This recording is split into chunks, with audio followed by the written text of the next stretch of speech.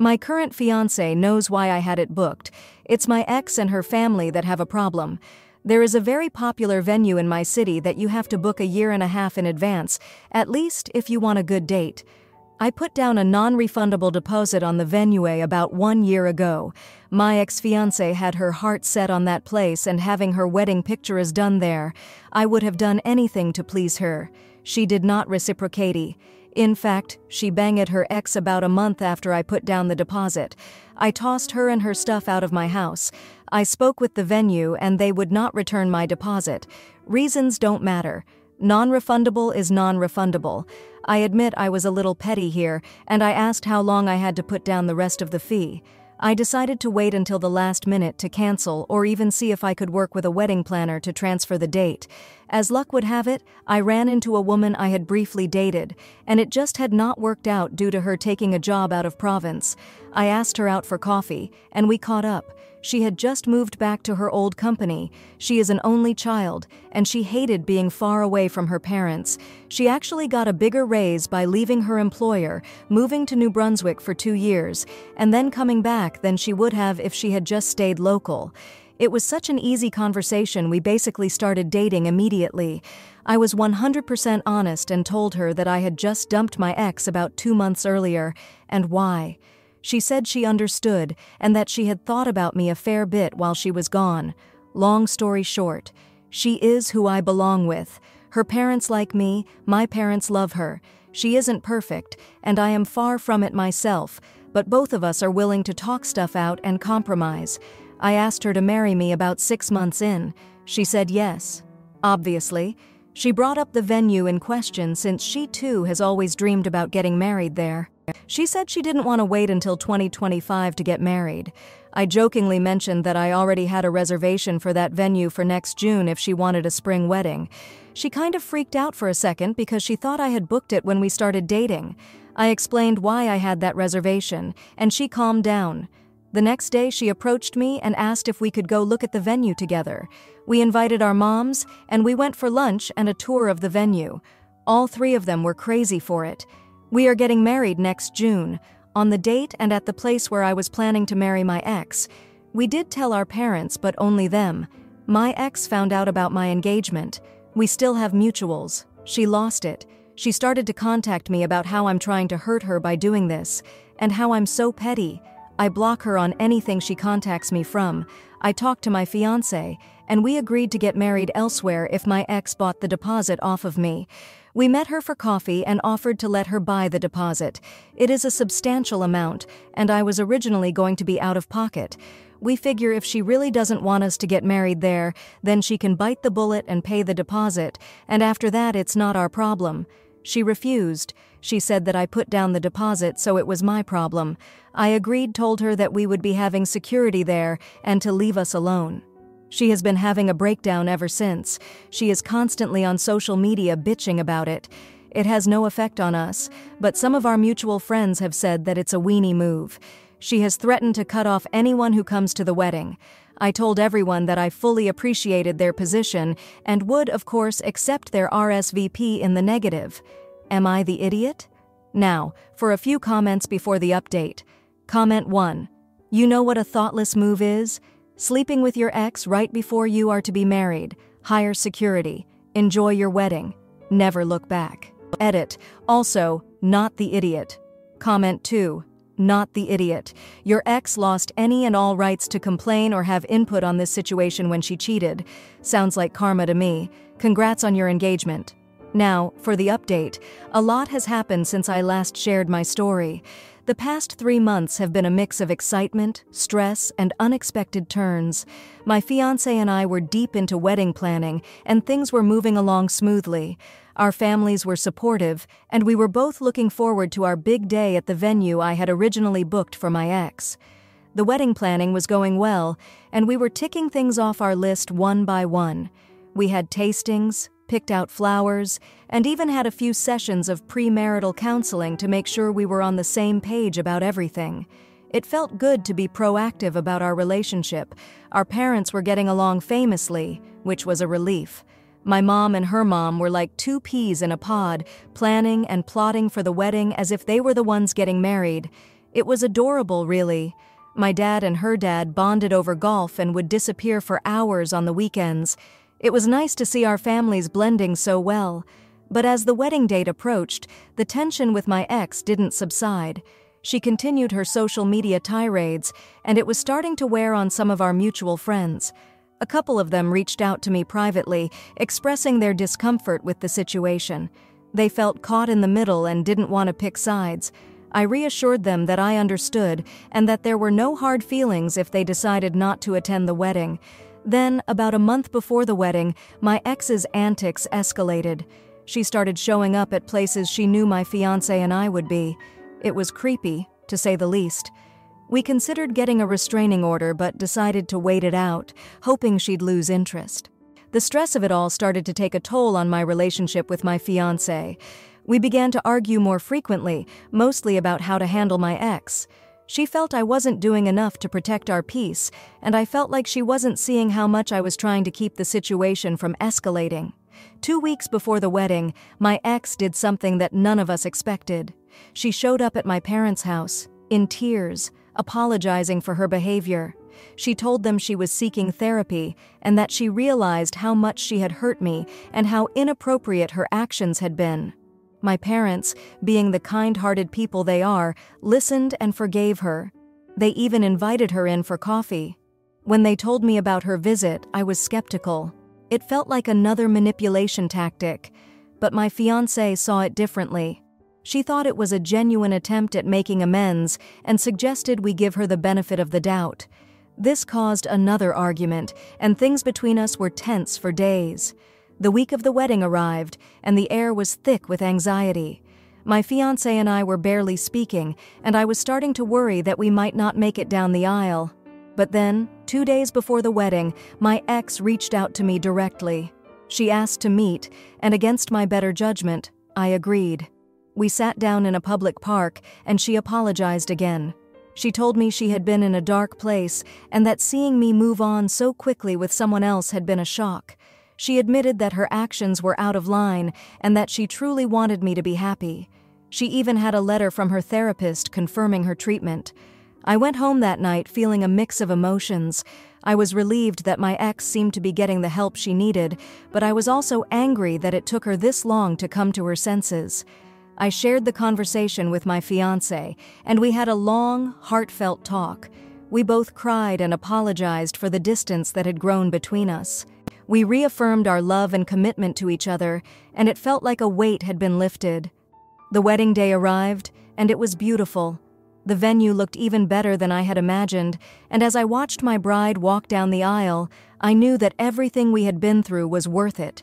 But the biggest surprise came during the reception. My ex showed up, not to cause a scene, but to deliver a gift. It was a painting of the venue, with a note wishing us a lifetime of happiness. She stayed only a moment, then left without speaking to anyone else.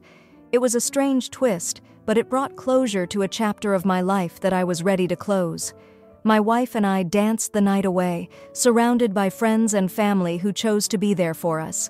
And as we left for our honeymoon, I felt grateful for the journey that brought us to this point, knowing that the future was bright and full of promise. Now, for the comments. Comment 1. Hey, have you considered how your current fiancé feels about getting married at the same venue? It's a delicate situation, and while you're not the jerk for moving on, it's important to ensure this place doesn't become a shadow of past events for her. Maybe have a heart-to-heart about it? Comment 2. I went through something similar when my ex tried to stir up drama before my wedding. It's tough, but it sounds like you handled it with grace. Your wedding day is about you and your partner's happiness, not appeasing an ex. Glad it turned out to be a day to remember. Now, for the next story. Am I the idiot for moving out because I want to keep my pregnancy? So I'm 22 and recently found out I was pregnant. The father and I haven't been together long, only 5 months, but I've told him about it and we had some space to think about what we both want. I currently live with my parents, and I finished my degree last year. I'm living with them now whilst saving for a house. I pay market rent for a room and pay towards utilities, etc. About $100-200 per month. When I told my parents, they were furious with me and said I was ruining my life if I didn't fix it, and that they were ashamed I could be so irresponsible.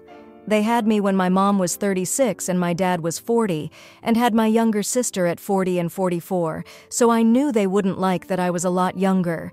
It isn't like I wasn't careful. I was on the pill but took a 3-week course of antibiotics that I think was the window. I know it was irresponsible of me not to read the leaflet inside, but what's done is done. The thing is, I want this baby. I know that terminating isn't something I'd cope with very well. I don't have this bright-eyed and bushy-tailed idea of what parenting is, so don't think I do. I know it's going to be hard and stressful in many ways, and that I'll have to make sacrifices, but the idea of not seeing this through terrifies me more. I told my parents that I wanted to continue the pregnancy, and if my boyfriend leaves me because of it, so be it. They again rampaged at me and told me that I will be getting a termination, or I'm leaving. My mother said that, of all people. It was difficult, but I told them that they'd made the decision for me, so I'd start packing my things. They thought I was bluffing, but I wasn't in the slightest. I contacted my baby's father and asked to stay there until I got my own place, and that I expected nothing more from him if he didn't want it. He's a really great guy, and let me stay. No questions asked and even discussed when he could hire a bigger car for my stuff. He came over to help me pack, despite me warning him not to because of my parents' anger. They didn't scream at him as much as I thought because they were too pissed off with me that I was actually leaving. My mother asked how could I choose a fetus over my own family. My father was a lot calmer and said how they needed my rent money, etc. because they'd remortgaged the house. I told them that they could choose between me staying and going, and they knew what either choice would entail. Dad softened at it, but my mother just stormed out calling me a stupid, selfish little girl. After that, my boyfriend and I had a bit more of a conversation about it, and he said that we could just live together and see how we both dealt with everything and see how it goes. He was very supportive of it all, and I kept reminding him that it was my mistake that caused this, so I didn't expect anything from him going forward, but he just calmed me down and said we'd work everything out. I genuinely don't know what to do. I want to be a mother, now that this is all happening, but everyone seems to be against me aside from my boyfriend. Everyone keeps on telling me how stressed out I'll be, and how life-altering it'll be, and how stupid I am, but I already know. Everyone is pressuring me to put it right, and I don't want to make my parents struggle financially. But the idea of doing what everyone is forcing me to do, to stay with my parents, is worse than the horrors they're warning me about. I'm not asking if I'm a jerk for keeping my child. Whether people think I am or not is unimportant to me, but am I one for going against my parents and making them struggle financially? They sacrificed a lot for me and raised me for 22 years, and I'm being made to feel like I'm abandoning them. Edit. I have savings, I work from home, I'm able to support myself financially. Some people didn't read the part where my partner wasn't even my plan A. One mistake doesn't make me an idiot, and not all young parents need your advice that I, for one, didn't ask for. I'll be as sassy as I like to people who are incapable of reading the post they feel like they need to comment on, just because they feel they know me more than I know myself, let alone the situation I find myself in. If you can't answer my question, don't. Now, for a few comments before the update. Comment 1. Not the idiot. I think you're handling this in a very responsible way. If you are 16 years old, have an income, can financially support yourself, and feel like keeping the baby is the right choice, then go for it. Your parents are trying really hard to control your choices and force you to do what they think is best, and I think that they are being short-sighted here. For what it's worth, I hope that everything works out well for you and that your parents come around and are eventually supportive. Comment 2. I was thinking your parents were worried for your future, but halfway through this post I realized that they are just upset that the money was going to stop. Their standard of living is based on your income. A baby means they no longer get to take your money, not the idiot. Now, for the update, a lot has happened since I last reached out, and honestly, it's been a wild few days. After I moved in with my boyfriend, things started to settle down a bit, or so I thought. The first night was quiet, almost too quiet. We were both tiptoeing around each other, not sure what to say or do. It was awkward, but there was this underlying support that I felt from him. He didn't have to say much, his actions spoke volumes. The next day, I started looking for places of my own. I didn't want to impose on him for too long, and I needed my own space to figure things out. I found a small apartment that was within my budget and not too far from work. It was perfect. I was excited and scared, but ready to take on this new chapter. Meanwhile, my boyfriend and I were getting along surprisingly well. We cooked dinner together, talked about baby names just for fun, and he even came with me to my first prenatal appointment. It was strange how this situation was bringing us closer in a way I hadn't expected. But I couldn't shake the feeling that maybe it was all just temporary, that maybe when reality hit, he'd change his mind. On the third day, my parents called. I hadn't heard from them since I left, and I was nervous about what they would say. My dad was the one who spoke first. He sounded tired, and I could tell he was trying to keep his emotions in check. He said they missed me, and that the house felt empty without me. My mom took the phone next, and her voice was shaky. She apologized for how she reacted and said she was just scared for me, that she didn't want me to have a harder life. They asked if I would consider coming back home. I was torn. Part of me wanted to go back to the familiarity of my childhood home to make things easier for my parents financially. But another part of me knew that going back meant giving up on the independence I was starting to build for myself and my baby. I told them I needed time to think about it. That night, my boyfriend and I had a heart-to-heart. He told me he was in this for the long haul, that he wanted to be a part of the baby's life and mine. It was a lot to process, and I was overwhelmed with emotion. We decided to take things one day at a time, to not rush into any decisions about our relationship or living situation. The next morning, I woke up to find a note from him on the kitchen table.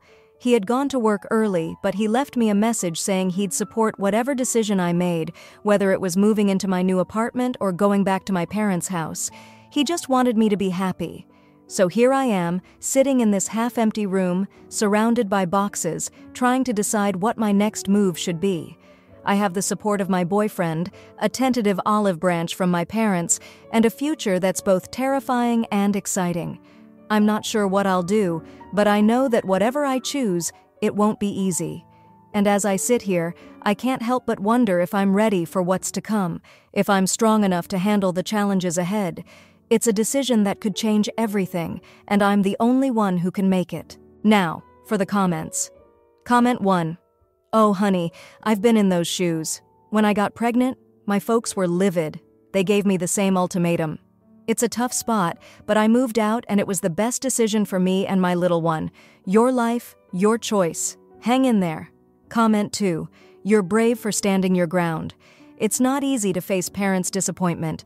Remember, it's okay to choose what's right for you and your baby.